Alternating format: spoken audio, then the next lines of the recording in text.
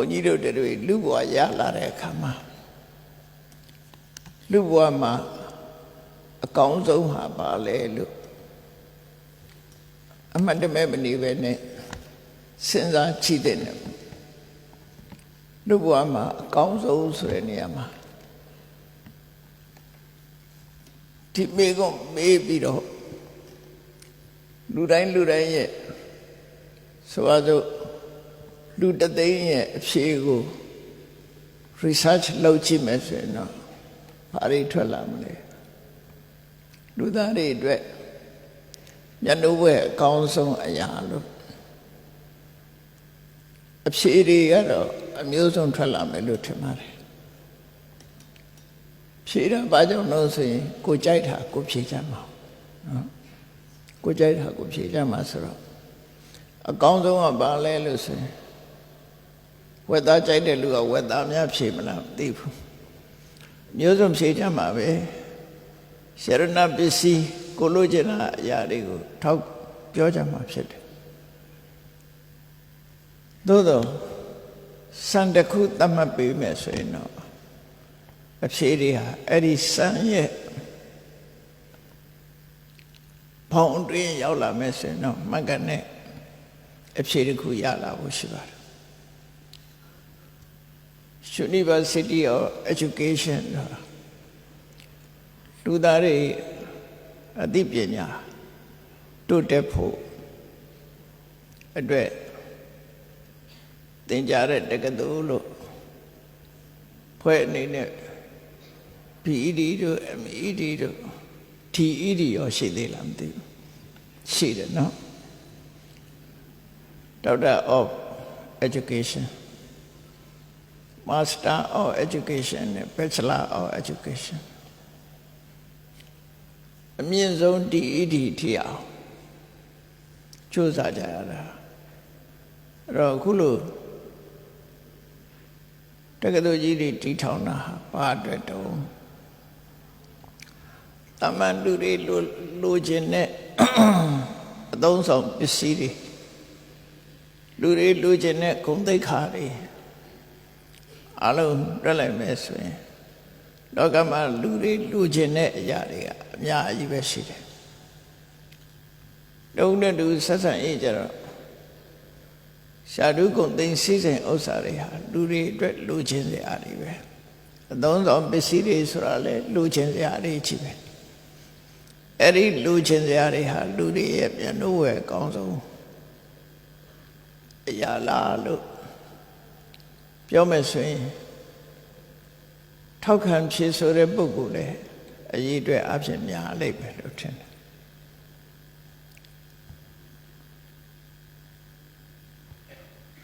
အဲ့တော့စံတစ်ခုသတ်မှတ်ပေးလိုက်မယ်ဆိုရင်ကိုယ့်ဘဝကိုထိန်းကျောင်းပြီးတော့လူကိုယ်သိက္ခာအပြည့်အဝနဲ့ဒီဘဝမှာလည်းကောင်းတော့ဘဝမှာလည်းကောင်းဘဝလမ်းကြောင်းကိုမတိမ်ဆောင်ထိန်းချောင်းနိုင်တဲ့ရှည်ရှည်ကြည့်ပြီးတော့ဆုံးဖြတ်လိုက်မယ်ရှာဓု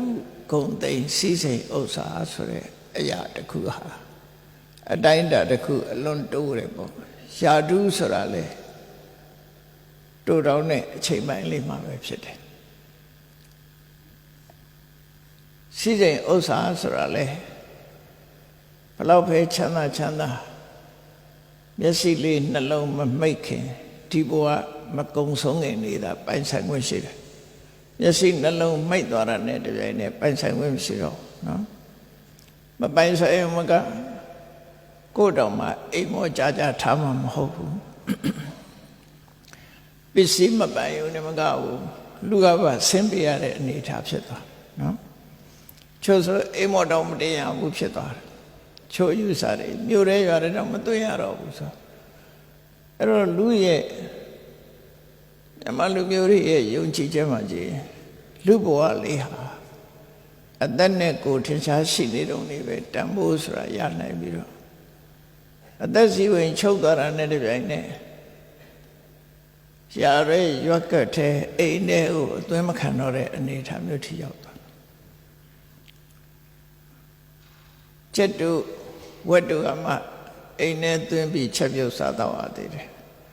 လူကြတော့သူမှလည်းမခံနိုင်ဘူးဖြစ်သွားတယ်အဲ့တော့သူ့ရဲ့အဆုံးသတ်ဘယ်နှမတူလဲတို့ပြောဒါဖြင့်လူသားတွေဘဝကမျက်နှာဝဲအကောင်းဆုံးဘာလို့ဆိုရင်မြတ်စွာဘုရားရဲ့အဆုံးအမနဲ့ပြောမယ်ဆိုရင်ကိုချင်းသီလနဲ့ကိုချင်းတရားနဲ့ပညာပဲဖြစ်တယ်အဲ့ဒီကိုချင်းတရားနဲ့ပညာကတော့ဘယ်တော့မှတန်ဖိုးလျော့ပါသွားတာမရှိဘူးဘယ်တော့မှတန်ဖိုးမလျော့ဘူးသီလရှိနေတာငယ်စဉ်ဘဝသီလရှိနေတန်ဖိုးရှိတာပဲလူလက်တန်းစားမှသီလရှိနေတန်ဖိုးရှိတာပဲအသက်ရွယ်ကြီးတော့လဲတန်ဖိုးရှိတာလူရဲ့သိက္ခာလူရဲ့တန်ဖိုးဆိုတာကိုချင်းတရားပေါ်မှာရှိတယ်နောက်တစ်ခါအသိပညာအတတ်ပညာအသိပညာအတတ်ပညာဆိုတာဒါလည်းပဲလူဘဝမှာအလုံးကိုတန်ဖိုးချီးမွမ်းတဲ့အရာတွေအလုံးကလက်ခံနိုင်ပြီးတော့ဘေးအရွယ်ရောက်တန်ဖိုးဟာကျဆင်းသွားတယ်လို့မရှိဘူးပညာရဟာတန်ဖိုးတက်နေတော့မှသာဖြစ်တယ်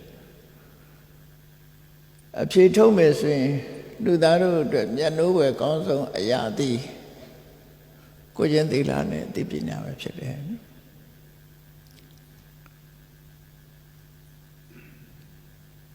အလုံးခြုံငုံပြီးတော့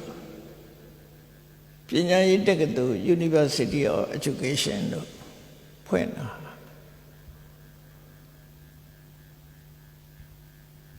How to teach ကအဓိကထမတယ်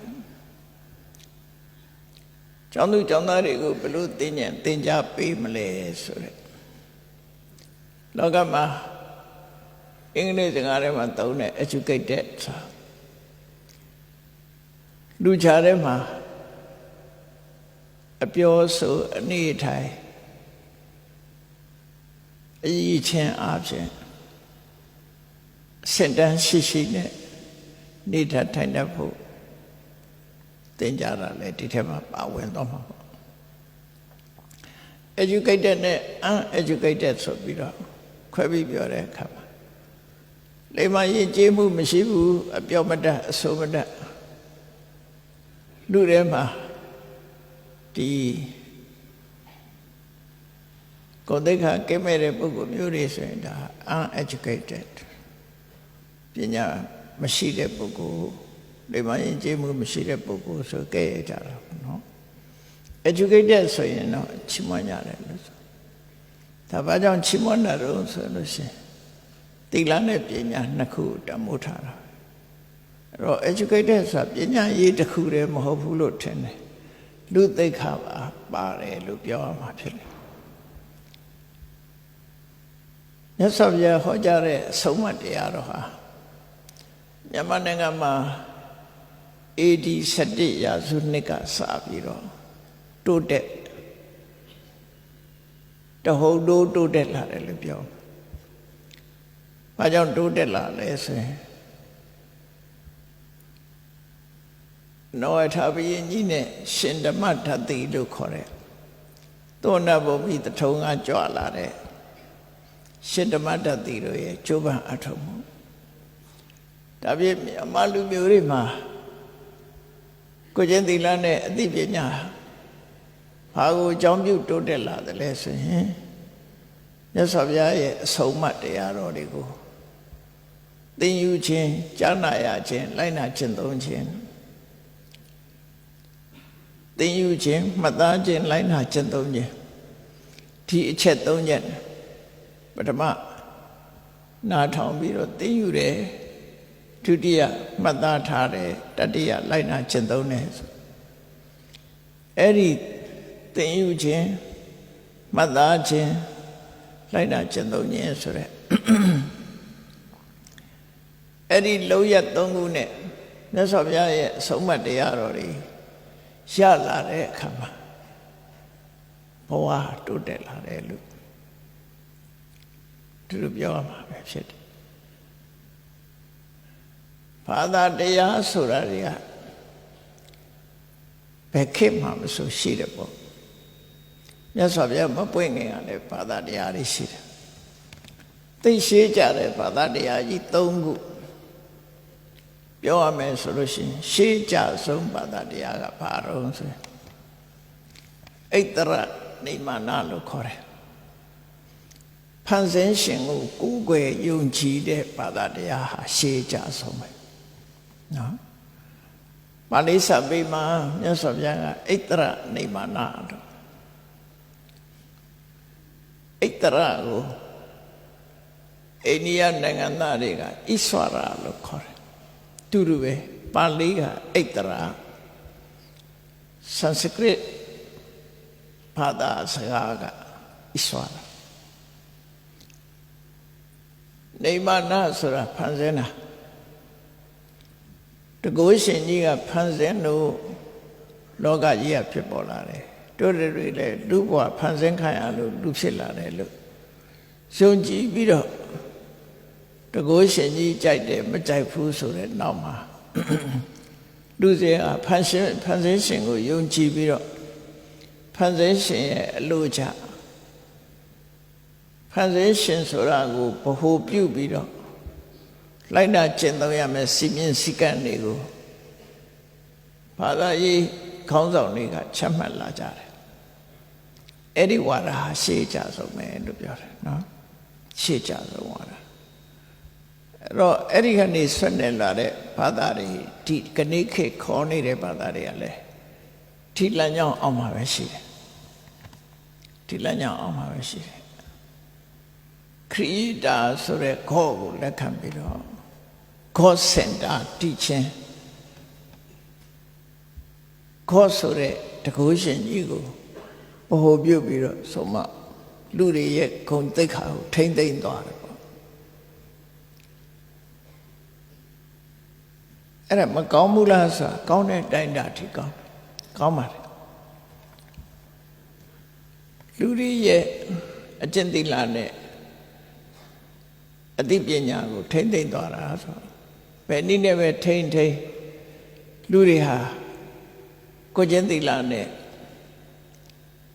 အသိပညာနဲ့နေထိုင်သွားပြီဆိုရင်တာမန်တခြားတတ္တလောကကတိရစ္ဆာန်တွေနဲ့မတူဘဲနဲ့လူတွေဟာဆင်းရဲတယ်လို့ပြောမှာဒါကဣတရနိမနဝါဒဆိုတဲ့ဘာသာတစ်ခုရဲ့လူလောကကြီးကိုထိန်းချောင်းမှုတစ်ခုပေါ့နော်နောက်တစ်ခုကတော့ဒီဣတရနိမနလို့ဆိုရဲ creation creator God ကိုညှင်းပယ်ပြီးတော့လောကလူတွေဟာကြိုတင်သတ်မှတ်ချက်အတိတ်ကကိုလှုပ်တာတစ်ခုတည်းပေါ်မှာမှုတည်ပြီးတော့ဖြစ်တယ်လို့ယူဆတဲ့ပုဗ္ဗေကတာဟေတုဝါရဆိုတဲ့ဘာသာတရားလည်းရှိတယ်ဒါဒုတိယပေါ်ပေါက်လာတဲ့အရာတစ်ခုပေါ့ဖန်ဆင်းရှင်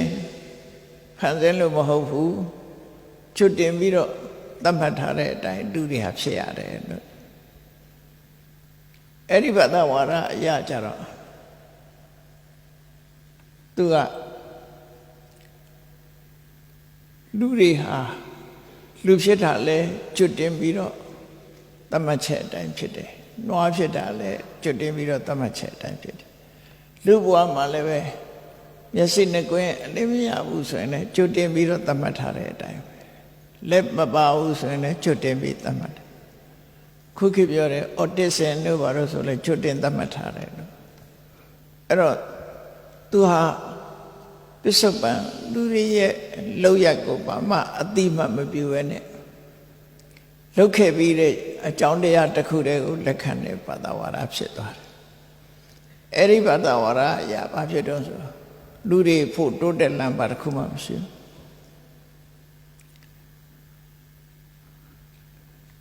အခုလို University of Education ဆိုပညာရေးတက္ကသိုလ်လာရောက်ပြီးတော့ပညာသင်ရတာလေကျွတ်တင်သတ်မှတ်ထားလို့သူတို့ယူဆတယ်သူကဘုရားသခင်ဖန်ဆင်းတာမဟုတ်ဘူးကျွတ်တင်သတ်မှတ်ထားတဲ့အတိုင်းဒီမှာပမောက္ခကျောက်လာပြီးတော့ဖြစ်ရတာတို့ပမောက္ခတို့ဂတိကတို့ဖြစ်ရတာလေကျွတ်တင်သတ်မှတ်ထားတဲ့အတိုင်းဖြစ်တာလို့ အဲ့ဒီအယူဆကိုပုပ္ပိကတဟိတုဒိဋ္ဌိလို့ခေါ်တယ်အဲ့ဒီအယူဆဟာလူရဲ့ခုံသိက္ခာတွေ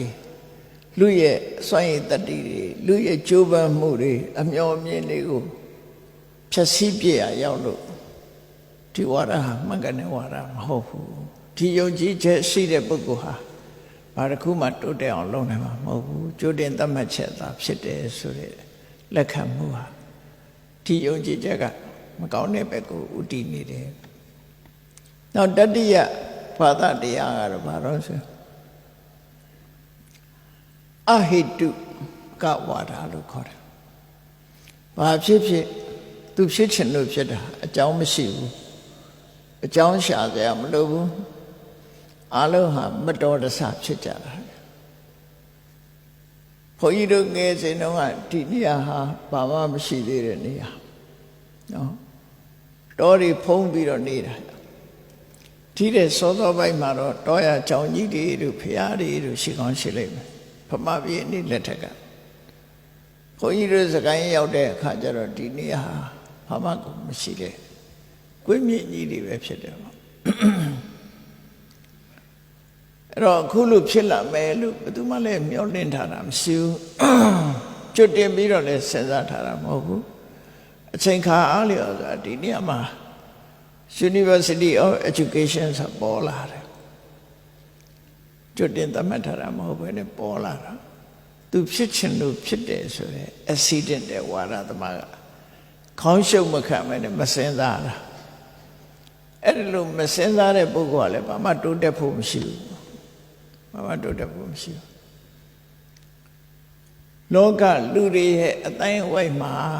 အကြမ်းမြင်အဖြစ်တကုရှင်ဖန်ဆင်းတဲ့ဘဝကျွတ်တင်သတ်မှတ်ထားတဲ့ဘဝဖြစ်ချင်လို့ဖြစ်လာတဲ့ဆိုတဲ့ဘဝမျိုးမှာလူတွေရဲ့လှုပ်တင်တာနဲ့မလှုပ်တင်တာရွေးချယ်ဆန်းစစ်မှုမလှုပ်တင်တာကိုရှောင်ပြီးတော့လှုပ်တင်တာကိုလှုပ်မယ်ဆိုတဲ့အသိပညာကျိုးပန်းအထောက်မှုလုံလဝိရိယဆိုတာဒါတွေဟာဘာမှအသုံးမဝင်တော့တဲ့သဘောဖြစ်သွားတယ်ပေါ့လူဆိုတာကိုယ့်ရဲ့အသိပညာအမျှော်အမြင်တွေနဲ့ဒါကလှုပ်တင်တယ်ဒါကမလှုပ်တင်ဘူးဒါပြောတင်တယ်ဒါမပြောတင်ဘူးဆိုတာလူသားတွေကိုယ်တိုင်အသိဉာဏ်နဲ့စဉ်းစားဆုံးဖြတ်နိုင်တဲ့အရာတွေသာဖြစ်တယ်ကျိုးပန်းအထုတ်ရင်ကျိုးပန်းအထုတ်သလောက်အထက်တန်းရောက်တယ်ဆိုတာလက်တွေ့ပြနိုင်တဲ့အရာပဲဖြစ်တယ်အဲ့တော့လူဆန္ဒလူရဲ့လုံလဝိရိယဒါတွေဟာခုနကဘာသာတရား၃ခုကိုညှင်းပယ်လိုက်မယ်ဆိုရင်လူတွေဟာကိုယ်ဆန္ဒနဲ့ကိုယ်လုံလဝိရိယနဲ့ကိုယ့်ရဲ့ကြိုးပမ်းအထောက်မှုကိုယ့်ရဲ့ရွေးချယ်မှုတွေနဲ့ချိပတ်တော်တက်လာနိုင်တယ်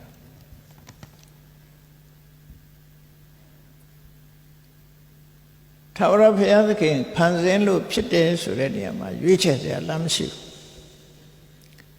အတိတ်ဘဝကလှုပ်ခဲ့လို့ဆိုတဲ့ပုံမှာအခြေခံလို့ရှိရင်လည်းရွေးချယ်စရာလမ်းမရှိဘူးပြီးခဲ့ပြီးသားတွေ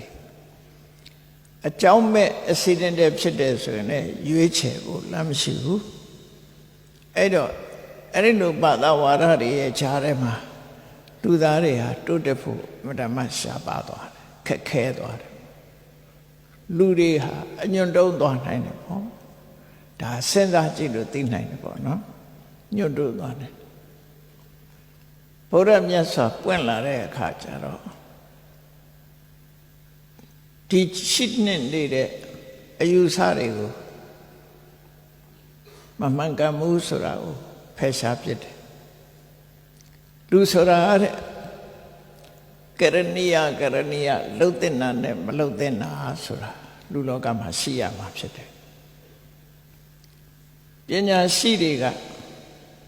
မိဘတွေကဆရာသမားတွေကကိုယ့်ရဲ့သားသမီးတစ်ပြည့်နောက်လိုက်တွေကိုဆုံးမတဲ့အခါမှာ ဒါကမလှုပ်သင့်ဘူးဒါကလှုပ်သင့်တယ်ဒီလိုပဲဆုံးမတာပဲဖြစ်တယ်ပေါ့အဲ့တော့လှုပ်သင့်တာနဲ့မလှုပ်သင့်တာဆိုတာနှစ်ခုရှိပြီးသားဖြစ်နေတယ်သဘာဝကောမလှုပ်သင့်တာကိုရှောင်ဖို့လှုပ်သင့်တာကိုလှုပ်ဖို့မလှုပ်သင့်တာတွေလှုပ်နေသမျှဒုက္ခတွေ့ရမှာဖြစ်ပြီးလှုပ်သင့်တာမလှုပ်သေးသမျှဘယ်တော့မှချမ်းသာဒုက္ခရမှာမဟုတ်ဘူးဆိုတဲ့အဲ့ဒီလမ်းညွှန်ချက်တွေဟာမိကောင်းဖာကောင်းဆရာကောင်းသမားကောင်းမိတ်ဆွေကောင်းတို့ရဲ့လမ်းညွှန်ချက်တွေဖြစ်လို့လောကမှာချီးပွားတိုးတက်သွားတဲ့ပုဂ္ဂိုလ်တွေရှိတယ်အဲ့တော့လူသားတွေရဲ့အတိုင်းဝိုင်းမှာလှုပ်တဲ့နာနဲ့မလှုပ်တဲ့နာဆိုတာနှစ်ခုရှိတယ်အဲ့ဒီနှစ်ခုကိုရွေးချယ်ထားရအောင်ဒါလူသားတွေရဲ့ကိုယ်ပိုင်ရွေးချယ်မှုလို့ခေါ်တယ်အခုလိုပညာရေးတက္ကသိုလ်ဆိုတာတည်ထောင်ပြီးတော့ဘဝမှာဘယ်လိုနေထိုင်ရမလဲဘယ်လိုကျင့်သုံးရမလဲဆိုတဲ့ပညာရပ်တွေကိုသင်ကြားပေးတဲ့ပညာရေးတက္ကသိုလ်အဲ့ဒီပညာရေးတက္ကသိုလ်ကပညာသင်ပေးထားတဲ့ပုဂ္ဂိုလ်တွေကကြောက်ရိုင်းတုံးနဲ့အလားသဏ္ဍာန်တူတဲ့လူဘဝရောက်လာတဲ့ပုဂ္ဂိုလ်တွေကိုကြောက်သွေးပြီးအယောင်တင်ပေးတဲ့ဆရာသမားတွေအနေနဲ့ဖြစ်ပေါ်လာပြီးတမိုးတက်လာအောင်လုပ်ပေးနိုင်တယ်ဆိုတာလောကမှာထင်ရှားရှိတယ်ပေါ့ဒါကြောင့်လှုပ်တဲ့နာနဲ့မလှုပ်တဲ့နာလှုပ်ချင်တဲ့ဆန္ဒကြိုးပမ်းအထုတ်တဲ့ဝီရိယဆင်ញင်သုံးသပ်နိုင်တဲ့အတိပညာဆိုတာလူသားတွေရဲ့မွေးရပါအခွင့်အရေးမြတ်တာဖြစ်တယ်အဲ့ဒီလူသားတွေရဲ့မွေးရပါအခွင့်အရေးကိုတန်ဖိုးထားတာတော့ဘုရားမြတ်စွာပဲဖြစ်တယ်ပေါ့အဲ့တော့မြတ်စွာဘုရားဟာဘုန်းကြီးတို့တွေကရုပ်ပုံတွေနဲ့စေတီပထိုးတွေတဲပြီးတော့ကိုးကွယ်နေကြတာဟာဘာကြောင့်ကိုးကွယ်နေကြသလဲစဉ်းစားကြည့်ရမှာကကိုးကွယ်မှုဆိုတာလူတွေရဲ့စိတ်အရသာဖြစ်လာတာမြတ်စွာဘုရားကသူဟောပြောတဲ့ဆုံးမဩဝါဒပေးတာကိုလက်တွေ့ကျင့်သုံးဖို့သာဟောတာဖြစ်တယ်ကိုးကွယ်ဖို့ဟောတာမဟုတ်ဘူးနော်ကိုးကွယ်ဖို့ဟောတာမဟုတ်ဘူးကိုးကွယ်တာကလူသားတွေဟာသူများကိုအားကိုးတဲ့စိတ်ကြီးမားကြတယ်မြန်မာနိုင်ငံမှာဘုရားဘာသာမရောက်ခင်ကတကိုးရှင်တွေနတ်ဖျားတွေဒါတွေကိုရှုံချီကိုးကွယ်ကြတာဟုတ်ရှုံချီကိုးကွယ်ကြတာကိုအားကိုးတာအလွန်နေတယ်စဝဲတီးပြီဆိုရင်ဘေးရဆရာတွေစီသွားကြလိမ့်မယ်ချင်းစဝဲဖြစ်ရင်ဘာလေးဆောင်သွားဆိုတာလေးအနည်းဆုံးတော့လောက်ကြမှာနော်အဲ့တော့ကိုယ့်ပေါ်မှာကိုယ့်ရဲ့ယုံကြည်မှုဟာပြေဝမရှိဘူးဆိုတာထင်ရှားတယ်ကိုယုံကြည်မှုမရှိဘူးတဲ့ယုံကြည်မှုဘေးရဆရာကဒီနှစ်ကောင်းတယ်မကောင်းဘူးဒီနှစ်ဒီပဲနှလုံးရမယ်ဆိုလဲအကြောင်းသွားကြမှာကြည့်မကြခင်ဘေးရဆရာတွေစီမှာလူစီကားလိမ့်မယ်အဲ့ဒါကိုယ့်ဟာကိုယ်မှုအားနေသွားတဲ့သဘောပဲတကယ်ကတော့အကြီးအချင်းဆိုတာကိုယ့်ရဲ့တဏ္ဍာမှာသာရှိတယ်အပြစ်မှမရှိဘူး internal condition နဲ့ external condition ဆိုတာနှစ်ခုရှိတယ် internal နဲ့ external ဘယ်ဟာကအကောင်းလဲလို့ဆိုရင် internal ကအကောင်းတယ် internal ဉာဏ်ဖြင်းလာပြီဆိုမှ external ကပံ့ပိုးပေးရတာဖြစ်တယ်အတွင်းအကြောင်းအပြင်အကြောင်းနှစ်ခုရှိတယ်အခုဒီတက္ကသိုလ်တက်ပြီးတော့ကျောင်းသင်နေတာတွေက external condition လို့ခေါ်တယ်။ဘာမောခကျုပ်ဘာမောခကတိကဆရာမများက subject matter တွေကိုသင်ပေးတယ်။ဒါက external အကြောင်းတရားလို့ခေါ်တယ်။မိမိကိုယ်တိုင်ကစူးစမ်းပြီးတော့သင်ယူတယ်မှတ်သားတယ်။ကိုယ်သိဉာဏ်နဲ့ကိုယ်ဆုံးဖြတ်တယ်။အဲ့ဒါက internal condition လို့ခေါ်တယ်အတွင်းအကြောင်းအပြင်အကြောင်းနှစ်ခုပေါင်းစပ် ပေါင်းစပ်လိုက်တဲ့အခါမှာအင်အားတစ်ခုဖြစ်လာအဲ့ဒီမဲ့အရေးကြီးဆုံးကအင်တာနက်ကပို့အရေးကြီးတယ်နော်နေ့စဉ်ဘဝမှာလည်းပဲကြည့်ဘဝမှာအသက်ရှင်နေတာတွေကိုစဉ်းစားကြည့်လိုက်တို့တွေဘာနဲ့အသက်ရှင်နေတာတော့လို့ဆိုအင်တာနက်အစ္စတာနဲ့နှစ်ခုပေါင်းပြီးတော့အသက်ရှင်နေတာပြင်ပကခန္ဓာကိုယ်ချမ်းသာစေတတ်တဲ့အစာတွေကိုစားရတယ်ဒါပြင်ပက external condition လို့ခေါ်တယ်သို့တော့ကိုယ်ခန္ဓာကိုယ်ထဲမှာရှိတဲ့အင်္ဂါရက်တွေ organ တွေကချမ်းသာတန်ဆွမ်းနေဖို့လိုတယ်ပေါ့ပြင်ပကစားတဲ့အစာလည်းပဲအာဟာရဓာတ်ပြေဝတယ်ခန္ဓာကိုယ်ရဲ့အတွင်းမှာရှိတဲ့ကလေးစားတွေနှလုံးတို့ကြောက်ကတ်တို့အသေးတို့ဆိုပါစို့အစာကိုကျင့်ညက်ပြီးတော့ခန္ဓာကိုယ်အတွင်းမှာတန်ရှင်းသွားစေနိုင်တဲ့အင်္ဂါရက်တွေကလည်းကောင်းတယ်ဆိုလို့ရှိရင်ဒီလိုဟာကျမ်းမာတာပဲလေအင်တာနက်အစ္စတာနဲ့နှစ်ခုပေါင်းတာအပြည့်မဲ့ကဘလောက်ကောင်းတာတွေစားစားအသေးမကောင်းဘူးကြောက်ကမကောင်းဘူးတခြားဘာညာမကောင်းဘူးဆိုလို့ရှိရင်အမဖြစ်ပြန်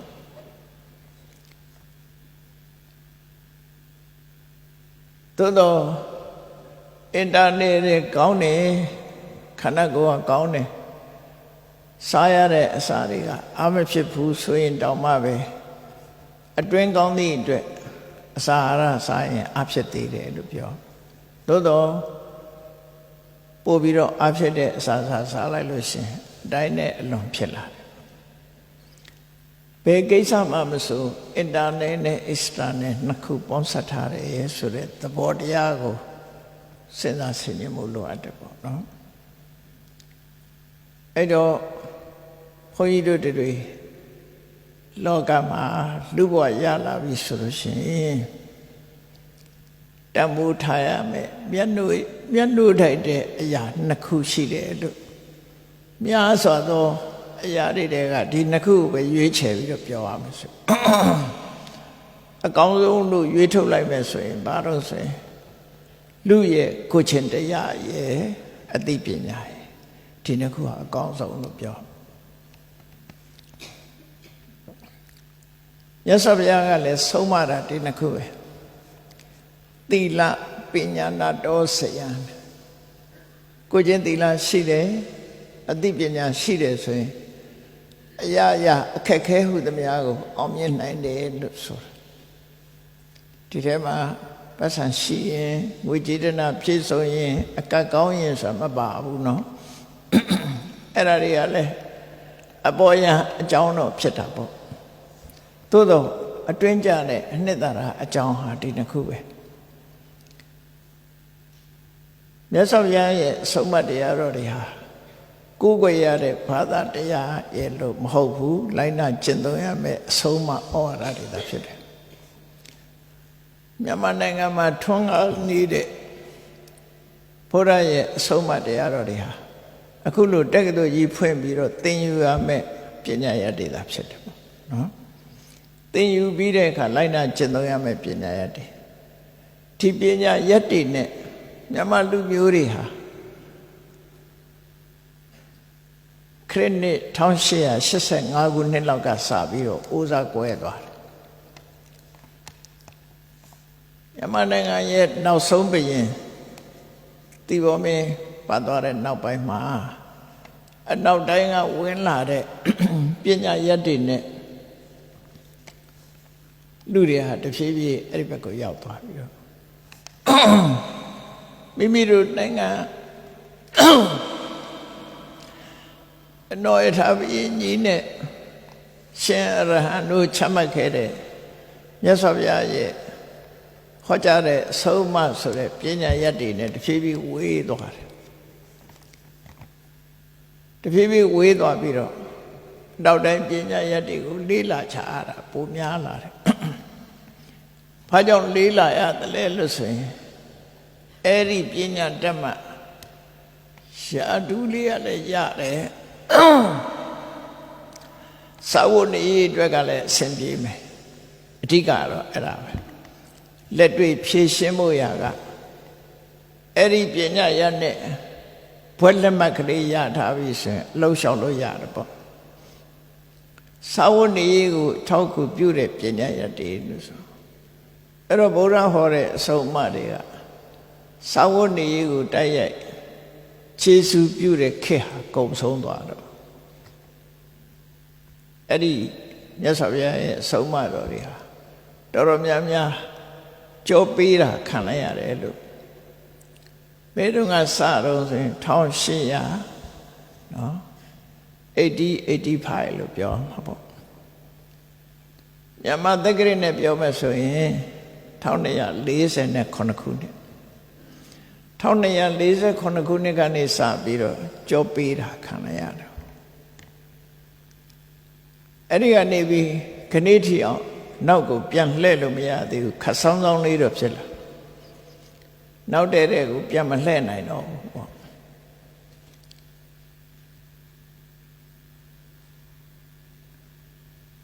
ကိုယ်ပိုင်အခွင့်အရေးတစ်ခုအနေနဲ့ကတော့ဘာသာတရားကိုလေးစားတယ်လိုက်နာတယ်ဆိုတဲ့ခံယူချက်နဲ့မြတ်စွာဘုရားရဲ့ဆုံးမတရားတော်တွေကိုနာယူကြတယ်မှတ်သားကြတယ်จิตကြံကြုတ်ကိုအထောက်ကြတယ်ဆိုတဲ့အတိုင်းအတာပိုင်းကတော့ရှိတယ်လို့ပြောမှာဖြစ်တယ်အဲ့တော့ဘုရားဘာသာဆိုတာမြတ်စွာဘုရားဟောတဲ့အဆုံးအမတရားတော်တွေဆိုတာဟာနာယူရမယ်မှတ်သားရမယ်ပြီးရင်လိုက်နာကျင့်သုံးရမယ်ဆိုတဲ့ဒီအချက်၃ချက်နဲ့ဖော်ဆောင်ရမှာဖြစ်တယ်ကဲအဲ့ဒါကိုဖော်ဆောင်နိုင်ဖို့ဘုန်းကြီးတို့လူဘဝရလာတဲ့ခါမှာအကောင်းဆုံးမျက်နှာဝဲအကောင်းဆုံးအရာဆိုတာသီလနဲ့ပညာကိုချင်းတရားနဲ့အသိပညာသာလည်းဖြစ်တယ်ဘယ်လောက်ထိအောင်မျက်နှာဝဲကောင်းလို့ဆိုကိုချင်းသီလကိုချင်းသီလပြက်ပြားသွားလို့ရှင်ဆိုပါစို့ဘလောက်ပဲပွဲရထားဘလောက်ပဲယာရုကြည်စဉ်းစားကြည့်ဖို့ပြောပြတာနော်ကိုချင်းသီလဘက်ကပျက်စီးသွားပြီဆိုရင်အရှက်တကွဲအကျိုးမဲ့ဖြစ်သွားနိုင်အရှက်တကွဲဖြစ်သွားနိုင်တယ်နော်အရှက်တကွဲဖြစ်သွားတယ်လူသိက္ခာမရှိဘူးဆိုတာအလုံးရဲ့အမြင်မှာဂုဏ်သိက္ခာကျဆင်းသွားတယ်ဒါကိုချင်းသီလကဘလောက်ဂုဏ်သိက္ခာတင်ပေးထားတယ်ဆိုတာစဉ်းစားကြည့်ကိုချင်းသီလပြက်ပြန်းသွားတဲ့ပုဂ္ဂိုလ်တယောက်ဟာဘလောက်ပဲပစ္စံချမ်းသာဘလောက်ပဲယာရုကြီးကိုချင်းတရားပြက်ပြန်းသွားပြီဆိုရင်လူသိက္ခာကင်းမဲ့သွားတဲ့ပုဂ္ဂိုလ်ဖြစ်အလုံးကတမှုမထားတော့တဲ့ပုဂ္ဂိုလ်ရွှန်ရှာတိုက်တဲ့ပုဂ္ဂိုလ်ဖြစ်သွားတယ်ကိုချင်းသီလမရှိတော့ကလည်းထီလူပဲကိုချင်းသီလမရှိတော့လည်းထီလူပဲ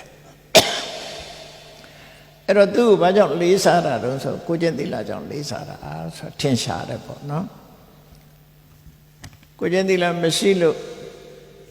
အပုတ်ချခံလိုက်ရပြီခုခေတ်ဆိုပို့ဆိုးတာပေါ့နော်ဖော်ထုတ်ခံလိုက်ရပြီဆိုရင်သူ့ရဲ့ဂုဏ်သိက္ခာတွေကျဆင်းသွားတယ်ဂုဏ်သိက္ခာတွေပြက်ပြားသွားတယ်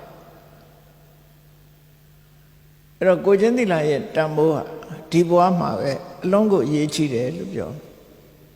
ဒါကြောင့်မို့ဆရာမလောင်းနေအလုံးဟာနံပါတ်1ကိုချင်းသီလနဲ့ပြည့်စုံတို့တဲ့လူစ조사အထောက်အမှာဖြစ်တယ်ဒါဖြင့်ကိုချင်းသီလရှိအောင်မလုပ်ရကိုချင်းသီလရှိအောင်လုပ်ရမယ်အချက်2ချက်ရှိတယ်ဘယ်ရာပဲဖြစ်ပညာနဲ့ထိန်ရမှာဖြစ်တယ်ကိုချင်းသီလကောင်းဖို့အတွက်စဉ်းစားရမှာ2ခုကိုချင်းသီလပြက်ပြားခြင်းရဲ့အပြစ်ကိုချင်းသီလရှိခြင်းရဲ့အကျိုးအဲ့ဒီ2ခုဆင်ញင်ဖို့လိုတယ်ပေါ့ဆင်ញင်တယ်ဆိုတာကိုယ့်ရင်ထဲမှာကိုချင်းသီလပြက်ပြားသွားရင်ဘဝဟာဘယ်လောက်ထိအောင်နှုံချသွားနိုင်တယ်သူ့ရဲ့အပြစ်ကိုချင်းသီလပြက်သွားလို့ရှိရင်ဘယ်လောက်ပဲလောကမှာဆက်ဆရာကောင်းသွားနိုင်တယ်ဆိုတာကို နံပါတ်1တွေးတော်ရမယ်ဆင်ញင်ရမယ်ကိုကျင့်သီလပြည့်ခြင်းနောက်ဘဝငရဲကြတာတွေမကြတာတွေအသာထားကိုမသိဘူးဒီဘဝမှာရင်ကြည့်လက်ရှိဘဝမှာလည်းပဲကိုကျင့်သီလပြည့်ပြားသွားပြီဆိုရင်ငါဟာလူအတိုင်းဝိုင်းထဲမှာအထူးသဖြင့်လူအတိုင်းဝိုင်းဆိုတဲ့ထဲမှာဂုဏ်သိက္ခာရှိတယ်လူအတိုင်းဝိုင်းထဲမှာကိုဟာမဝင်ဆန်းတော့ကိုကျင့်သီလပြည့်ပြားသွားလို့ဂုဏ်ရှိတည်ရှိဘဝနဲ့ခေါင်းမော့ခါကော့ပြီးမွဲနိုင်ဘူးကိုကျင့်သီလမကောင်းတဲ့ပုဂ္ဂိုလ်ဆိုတာအောက်တန်းနောက်တန်းရောက်သွားနိုင်တယ်ဒါကြောင့်မို့ကိုကျင့်သီလမရှိခြင်းရဲ့အပြည့်ဟာဒီဘဝတည်းမဲ့တို့တွေလူရမကွေးတဲ့ဘဝမျိုးရောက်စေနိုင်တယ်နောက်အကျိုးကိုဆင်ញင်စဉ်းစားကြည့်လိုက်ကိုကျင့်သီလရှိလို့ရှိရင်ဘယ်ပရိသတ်ထဲသွားဘယ်အတိုင်းဝိုင်းနဲ့ဝင်ကိုဟာမဟုတ်တာမလုပ်တဲ့လူတယောက်ဆိုခုံရှိတယ်နော်သိက္ခာသမာဓိရှိတဲ့ပုဂ္ဂိုလ်ဖြစ်အလုံးကလက်ခံတယ်နော်ဝင်ဆန်းတယ်ကိုယ့်ရဲ့တရင်နေဟာလဲကောင်းတရင်ပဲရှိတယ်အဆိုးမရှိဘူးဒါကိုကျင့်သီလကောင်းခြင်းရဲ့အကျိုးတရားလေးတွေပြောအဲ့ဒီအပြစ်နဲ့အကျိုးကိုတွေးတောဆင်ခြင်ခြင်းအပြင်လည်းပဲကိုကျင့်သီလထိမ့်သိမ့်မှုအတွက်အင်အားရလာနိုင်ပါတယ်တဲ့ဒါကတစ်ခုနောက်တစ်ခုကဘာတော့ဆိုလို့ရှိရင်ကိုကျင့်သီလကောင်းမှုရအတွက်ရှင်တဲ့နှလုံးထဲမှာရှိတဲ့စိတ်နေသဘောထားနှစ်ခုရှိတယ်တစ်ခုကဘာတော့ဆိုရင်ဟိရိတစ်ခုကဩတ္တပရှိရီဟိရိဆိုတာကိုယ်တိုင်ကမဟုတ်တာမလုံးချင်တဲ့စိတ်ဓာတ်ကိုယ်တိုင်ကလူသိသည်ဖြစ်စေမသိသည်ဖြစ်စေ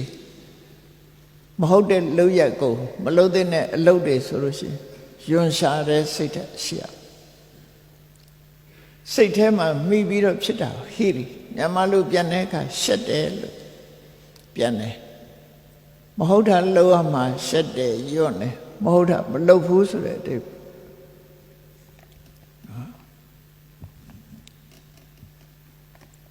အင်္ဂလိပ်လိုရှိန်လို့ပြန်တယ်ပေါ့နော်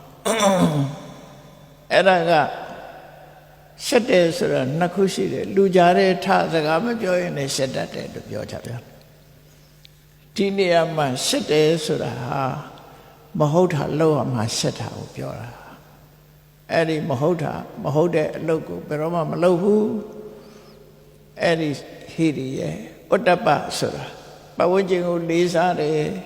ရှို့သေးတယ်ဥပမာကျောင်းသားတွေဆိုရင်ဆရာတွေကိုလေးစားတယ်ယူသေးတယ်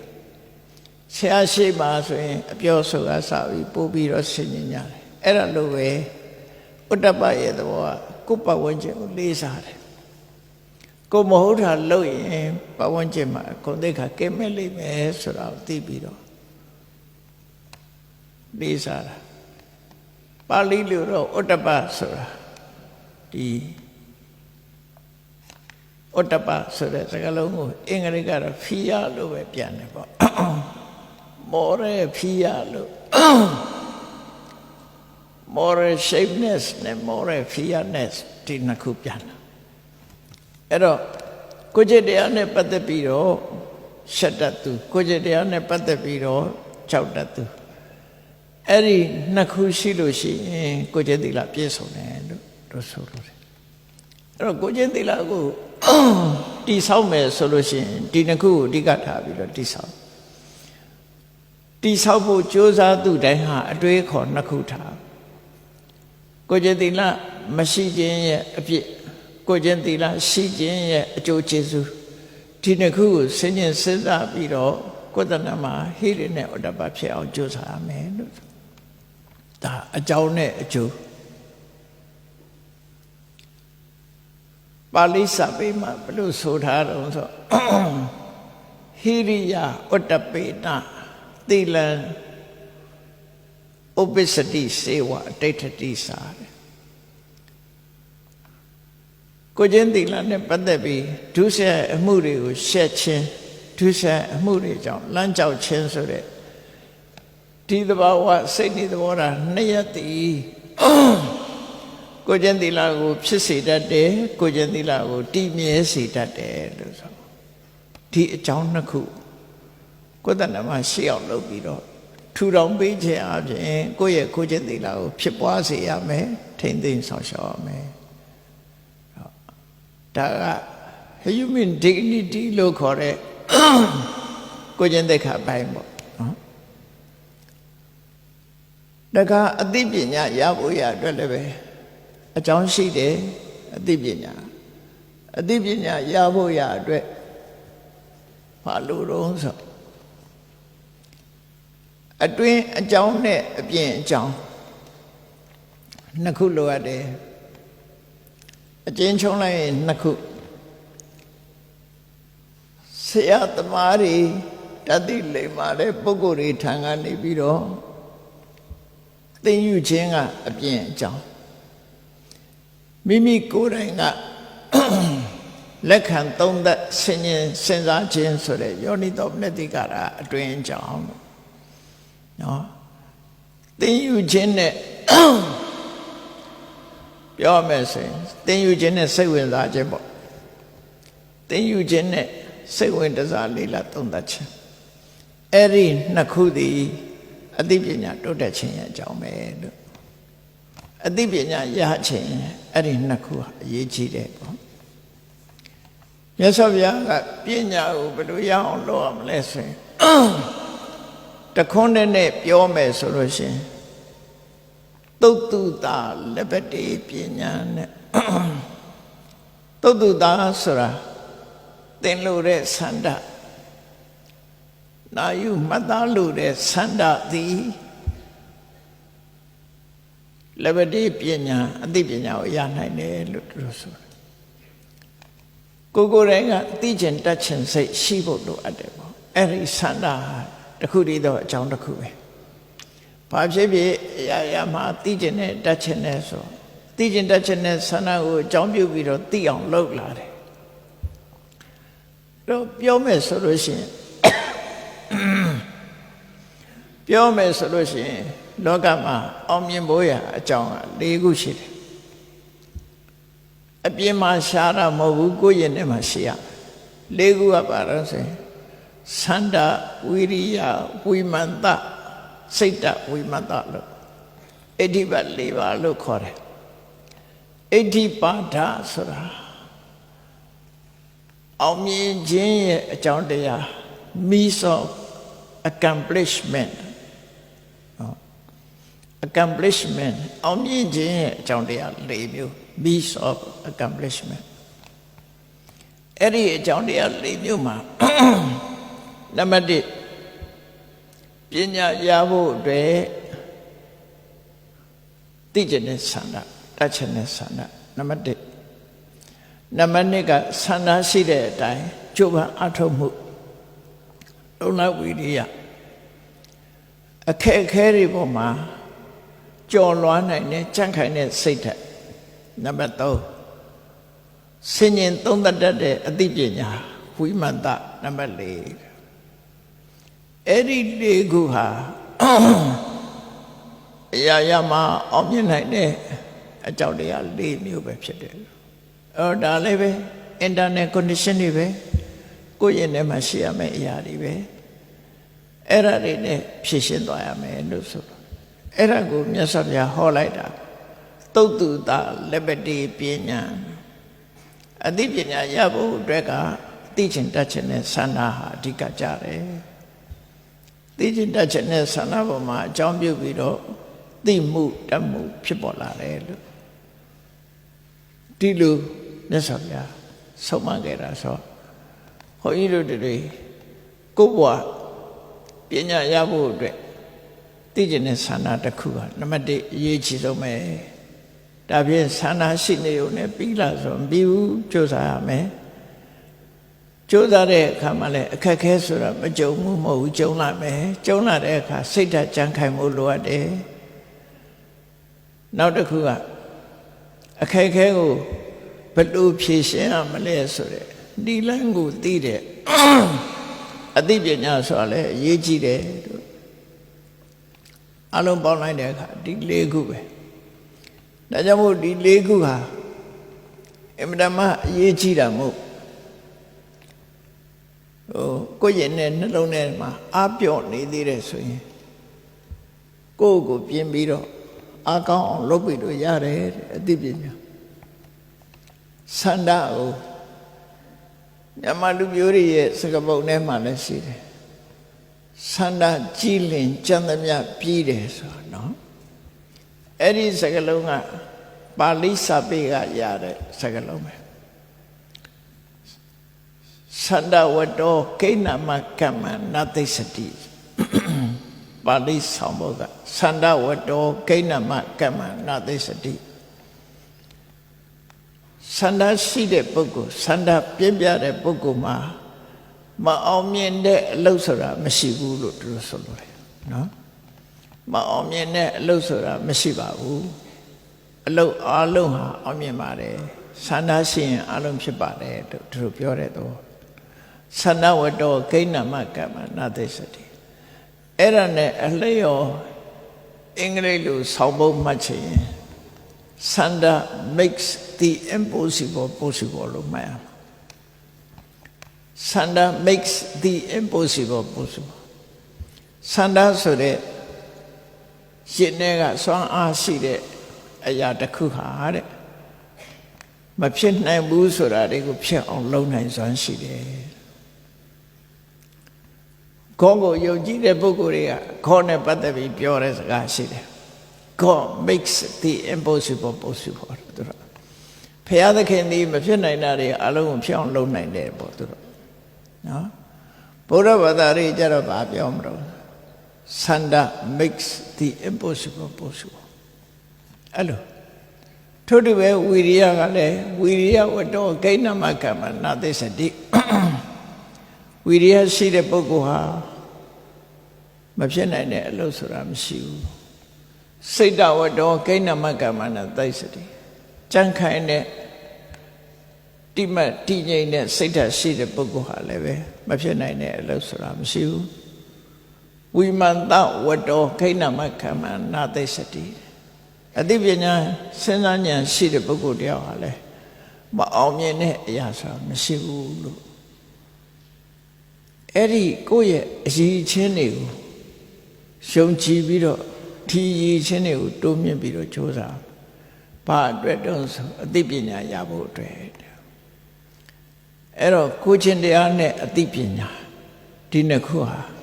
လောကမှာတန်ဖိုးရှိဆုံးပဲဒီနှစ်ခုအောင်ရှော့ချလို့မရဘူးအသိပညာတစ်ခုတည်းပြောလို့လည်းမရဘူးကိုချင်းသီလတစ်ခုတည်းလည်းပြောလို့မရဘူးနှစ်ခုလုံးစုံမှနော်ကိုချင်းသီလတော့ရှိတယ်ပညာမရှိဘူးစွမ်းဆောင်မှုအားနည်းမယ်ပညာတော့ရှိတယ်ကိုချင်းသီလမရှိဘူးလူတော့လူကောင်းမဖြစ်ဘူးနော်လူတော့လူကောင်းမဖြစ်ဘူးကိုချင်းသီလလည်းမရှိဘူးပညာလည်းမရှိဘူးတမိုးမရှိတဲ့လူတယောက်ဖြစ်သွားမယ်ကိုချင်းသီလလည်းရှိတယ်ပညာလည်းရှိတယ်တမိုးအကြီးမားဆုံးလူဖြစ်တယ်ဒါကြောင့်မြတ်စွာဘုရားရဲ့အဆုံးအမအရာတို့တွေဟာကိုချင်းသီလကောင်းတဲ့ပုဂ္ဂိုလ်လည်းဖြစ်ရမယ်အသိပညာရှိတဲ့ပုဂ္ဂိုလ်လည်းဖြစ်ရမယ်လို့ဒီလိုမှတ်သားနိုင်ယူထားတဲ့နေပေါ့နော်သီလမိဝဣဒအခံပညာဝပါဏဥတ္တမောဒီလောကမှာနံပါတ်1ကိုချင်းသီလရှိရင်ကောင်းတယ်အဲ့ဒီကိုချင်းသီလရှိပြီးတော့ပညာရှိမယ်ဆိုရင်ပို့ပြီးတော့ကောင်းတယ်အကောင်းနှစ်ခုစုံသွားတယ်ဒါကြောင့်မို့သီလပညာနာတော်ဆရာကိုချင်းသီလနဲ့ပညာကြောင့်အရာခတ်သိမ်းမှာအောင်မြင်သွားနိုင်တယ်လို့ဒီလိုတတိပြုရမှာဖြစ်တယ်ပေါ့ဒီရည်ချင်းနှစ်ခုဟာတစ်ခုဖယ်လိုက်လို့ရှိရင်လူအည်ချင်းဟာဆင်မမိတော့သီလကိုဖယ်လို့လည်းမရဘူးပညာကိုဖယ်လို့လည်းမရဘူးသီလလည်းရှိရမယ်ပညာလည်းရှိရမယ်အဲ့တော့ပညာဆိုတာကြတော့လောကမှာပညာဆိုတာတွေကအများကြီးရှိတယ်ပေါ့ အခုခေတ်မှာပို့ပြီးတော့များပြားတယ်ပေါ့ပညာရက်တွေကပို့ပြီးတော့များပြားလာတယ်ဒါဖြင့်တက္ကသိုလ်တွေမှာသင်နေတာပညာရက်တွေလားလို့ပညာတွေကိုသင်နေတာလားဆိုစဉ်းစားကြည့်ဖို့လိုတယ်ပညာရဲ့နေပေတွေကအလွန်ကျယ်တယ်နေပေတွေကျယ်သည့်အတွက်ကြောင့်သိစရာတွေကလည်းလွတ်များတယ်သို့တော့သိတတ်တဲ့ပညာဟာသိစရာတွေနောက်အကုန်လုံးမလိုက်နိုင်ကြဘူးပေါ့နော်ဘယ်သူမှလမ်းဆုံးအောင်မသိနိုင်ဘူးပေါ့အဲ့တော့ကိုယ်နဲ့ပဲနဲ့ကိုပညာရေးရဲ့နဲ့ပဲပညာရဲ့နဲ့ပဲကိုပညာဘူမိလို့ခေါ်တယ် field of knowledge ပေါ့အဲ့တော့ဒီနေရာမှာလည်းပဲ subject matter နဲ့ wisdom ကို꿰ဖို့လိုတယ်ပေါ့ knowledge နဲ့ wisdom 꿰ဖို့လိုတယ်ပေါ့ knowledge ဆိုတာသင်ထားလို့သိတဲ့အကြောင်းအရာတွေ knowledge လို့ခေါ်ပြီးတော့အဲ့ဒီပုံမှာလက်တွေ့လှုပ်ဆောင်ရလာလို့ experience ကြောင့်ဖြစ်ပေါ်လာတဲ့ဟာကြတော့ wisdom ပညာအဲ့ဒီတမန်ရနော်အဲ့တော့ experience ကိုအခြေခံပြီးတော့ဖြစ်ပေါ်လာတဲ့ဟာမှာ wisdom ပညာရှိလို့ပြောရမှာအဲ့ဒီအဆင့်ထိအောင်မရောက်ဘဲနဲ့ subject matter လောက်တင်သင်ပြီးသွားလို့ရှိရင်ဒီပုဂ္ဂိုလ်ဟာ knowledge တော့ရှိတယ် wisdom မရှိဘူးလို့ပြောလို့ရတယ်အကြောင်းအရာတော့သိတယ်အကြောင်းအရာတော့သိတယ်အသုံးမချနိုင်နော်သုံးမချနိုင်ဘူးဥပမာဆရာဝန်တယောက်ဆေးပညာရပ်ကိုသင်တယ်လမ်းဆောင်အောင်သင်ပြီးတော့ဆေးပညာတို့ဆေးကုစားခြင်းမရှိဘူးဆိုရင်အဲ့ဒီဆရာဝန် knowledge တော့ရှိတယ် wisdom မရှိလို့ရှိရင်သူ့ရဲ့ဆေးပညာအစမ်းထွက်မှာမဟုတ်ဘူးပေါ့နော်ဘယ်ကိစ္စမှာပဲဖြစ်ဖြစ်အခုတက္ကသိုလ်တွေ college တွေသင်နေတဲ့အရာတွေဒီအလုံးဟာ subject matter တွေကြီးပဲသို့တော့ပညာဆိုတဲ့ခေါင်းစည်းအောက်မှာရှိတယ်အလုံးဟာဒီကနေ့ခေတ်စကားလုံးလေးတွေထွင်ထားတာတော့လှပါရူပဗေဒတဲ့ဓာတုဗေဒတဲ့ education ကြတော့ပညာဗေဒလို့မသုံးဘူးလားမသိဘူးနော်ရူပဗေဒဓာတုဗေဒအာယုဗေဒဝေဒဆိုတဲ့စကားလုံးကလာဝေဒဆိုတာအသိပညာပါဠိစာပေမှာဝေဒဆိုတာအသိပညာကိုပြောတာတော့အိန္ဒိယနိုင်ငံတို့နဲ့ပြောတဲ့ခါကျတော့ဗေဒဖြစ်သွားတယ်ဝေဒကဗေဒလို့ဖြစ်သွားတယ်ဝဘနိစ္စတယ်ဝေဒဗေဒဘာကုန်းနဲ့ဗေဒကကွက်ပြားခြင်းစိတ်ဖြာခြင်းဆိုတဲ့အဓိပ္ပာယ်ရတယ်ဘာတချိုက်နဲ့ဗေဒကအသိပညာလို့အဓိပ္ပာယ်ရတယ်အဲ့တော့ရူပဗေဒကိုဘာကုန်းနဲ့သွားရွေးလို့ရှင်ရုပ်တွေကိုခွဲခြားစိတ်ဖြာခြင်းဆိုဖြစ်သွားဓာတုဗေဒကိုဘာကုန်းနဲ့သွားရင်ဓာတ်တွေကိုခွဲခြားစိတ်ဖြာခြင်းဆိုဖြစ်သွားဘာတချိုက်နဲ့ရေးမှဗေဒဆိုတာအသိပညာရဲ့ဆိုတာကိုဖော်ပြတာဖြစ်တယ်ပေါ့နော်အဲ့ဒါလို့ခွဲခြားစိတ်ဖြာခြင်းနဲ့သိခြင်းဆိုတဲ့အသိပညာရဲ့တွေဟာပညာရက်တွေရဲ့နေပယ်ဟာဒီကနေ့ခေတ်အလွန်ကိုများတယ်မြတ်စွာဘုရားနဲ့ပတ်သက်ပြီးတော့ပညာရက်နေပယ်တွေအလွန်များလို့မြတ်စွာဘုရားကျတော့ဒီနေပယ်တွေအလုံးကိုသိကျင်တယ်ဆိုလို့ရှိရင်တခဏအတွင်းမှာအလုံးသိနိုင်တယ်ဘာကြောင့်သိနိုင်လို့ဆိုရင်ထက်မြက်တဲ့အသိပညာတစ်ခုပေါ့အရေးချင်းကြောင့်သိတာရှာဝတကံညေယံတာဝတကံညာနံခွဲခြားရမှာပါတော့ဆိုရင်ညေယနဲ့ညာနနှစ်ခုရှိတယ်ညေယဆိုတာသိစရာညာနဆိုတာသိတဲ့ညာညေယနဲ့ညာနရှာဝတကံညေယံတာဝတကံညာနသိစရာတွေရှိသလောက်အသိဉာဏ်လိုက်တယ်ဘုန်းကြီးတို့တွေကြတော့အသိဉာဏ်ရှိသလားသိစရာတွေရှိသလားအသိဉာဏ်ကမလိုက်နိုင်ဘူး။နေပဲအလုံးကိုမသိနိုင်။ကိုလေးလာတဲ့ပညာရလောက်ပဲကိုသိတာဖြစ်တယ်။မသိတာတွေကများတယ်။မြတ်စွာဘုရားနဲ့ပတ်သက်တဲ့အခါကျတော့ရှာဝတကံညေယံတဝတကံညာနာအပြန်အလှန် ရှာဝတကညာဏံတဝတကညေယဉာဏ်ရှိသလောက်လဲသိကြတွေကကျဲတယ်သိကြရရှိသလောက်လဲဉာဏ်ကရှိတယ်ဆိုအဲ့ဒီနဲ့ကိုအသိဉာဏ်နဲ့ဉာဏ်သည်ဆိုင်ပိုင်ဆိုင်အလုံးတူညီတဲ့အနေအထားပေါ်မှာသွားနေကြတယ်အဲ့တော့လောကမှာသိစရာဆိုတဲ့ညေရတွေကအလွန်များပြီးတော့သိနိုင်တဲ့ဉာဏ်ကအားနည်းနေကြတယ်ဒါကြောင့်မို့လို့ဖြည့်ဆွက်ပြီးတော့သင်ကြားပေးနေရတယ်လို့သူတို့ဆိုလို့တယ်ပေါ့အဲ့တော့အတူချုပ်ကပြောရမယ်ဆိုရင်လူတွေရဲ့မျက်နှာပဲကောင်းဆုံးသောအရာမျက်နှာစရာကောင်းတဲ့အရာနှစ်ခုဟာကိုယ်ချင်းသီလနဲ့အသိပညာပဲဖြစ်တယ်ကိုယ်ချင်းသီလရှိအောင်ကိုယ်ချင်းသီလမရှိခြင်းရဲ့အပြစ်ကိုဆင်ခြင်ခြင်းကိုယ်ချင်းသီလရှိခြင်းရဲ့အကျိုးကျေးဇူးကိုဆင်ခြင်သုံးသပ်ခြင်းအပြင်အသိဉာဏ်ရှိတဲ့ပညာအသိကိုယ်ချင်းတရားကောင်းတဲ့ပုဂ္ဂိုလ်ဖြစ်ကိုရယူနိုင်တယ်ကိုယ်ချင်းတရားကောင်းမှုထိမ့်သိမ့်မှုအတွက်ကဟိရိဥတ္တပလို့ဆိုတဲ့ morality နဲ့ပတ်သက်တဲ့ရှက်ချင်းကြောက်ချင်းနဲ့ရှိဖို့လိုအပ်တယ်ဆိုတာအသိပညာရှိဖို့ရအတွက်သိချင်တဲ့စိတ်နေသဘောထားတွေသိချင်တဲ့ဆန္ဒတွေသိအောင်ကြိုးစားတဲ့လုံလဝိရိယတွေခက်ခဲတဲ့အခါကြမ်းခိုင်တဲ့စိတ်ဓာတ်တွေနဲ့ဆင်ញင်သုံးသပ်နိုင်တဲ့ပညာစွမ်းအားတွေရှိအောင်လုပ်ရမှာဖြစ်တယ်ဆိုတာကိုနာယူမှတ်သားပြီးတော့လူသားတွေရဲ့အရေးချင်းနှစ်ရက်ပြည့်စုံအောင်တတိဆောင်ပြီးတော့ကြိုးစားအားထုတ်နိုင်ကြပါစေကုန်သတည်းဒုက္ခ